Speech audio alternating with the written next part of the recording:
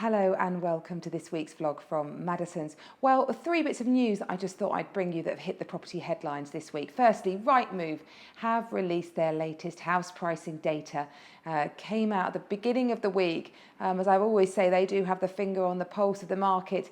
And interestingly, there has been the first drop in asking prices since at this time of year. September is a huge year for huge month for listing properties since 2010. So they're down only about an average of £710. So let's keep it into context. But it's an interesting trend that shows that maybe sellers are starting to realise they need to be a little bit more realistic with their expectations around price. Numbers of properties, though, are also down on coming to the market, showing a general retraction of seller confidence as we are in these very uncertain political and economic times. So if you're a buyer at the moment, you could pick up a good deal. So be brave and think of the long term and go for it. Well, another interesting news headline that hit the headlines was about Londoners. We see an awful lot of Londoners move to Tunbridge Wells from the capital, and that has reduced recently. Tunbridge Wells is quite an expensive part of the world to live in, and Londoners simply have had quite big knocks on what they are achieving for their properties. But evidently, 42% of people who were thinking of buying in the next 12 months, so that they would be looking to move out of the capital. The reason cited for that is simply too expensive to live in the capital. They want to seek better schooling and have a quieter pace of life. So where do they all head for? Well, the number one destination is Watford. The most popular seaside town is Southend-on-Sea, and the most popular village is Greenhithe here in Kent.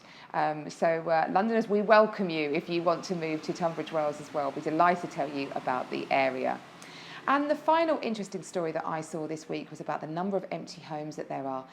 There are a huge number of empty properties felt to be across the country. In Wales, indeed, it's hit 27,000, a real increase. And there's lots of evidence that there's just not sufficient legislation to deal with empty homes. Obviously, empty homes attract vandalism, can fall into disrepair, can really affect the value of a neighbourhood. So there's a real incentive for many reasons on the seller's side of why they should look to put somebody in that empty home.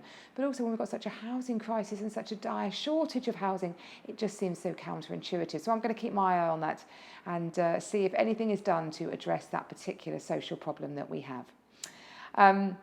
There's lots going on this weekend, so lighter theme now.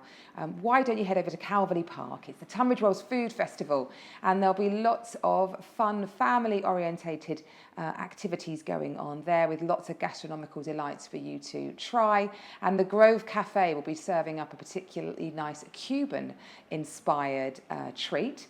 It's also World Heritage Day this weekend, so lots of buildings of real historical significance will be opening their doors when they wouldn't normally. So do check out the World Heritage Day website and you'll get to see inside some really iconic and architecturally arresting properties. We hope you enjoy the weekend. It looks like a great week for weather. Enjoy. Bye-bye.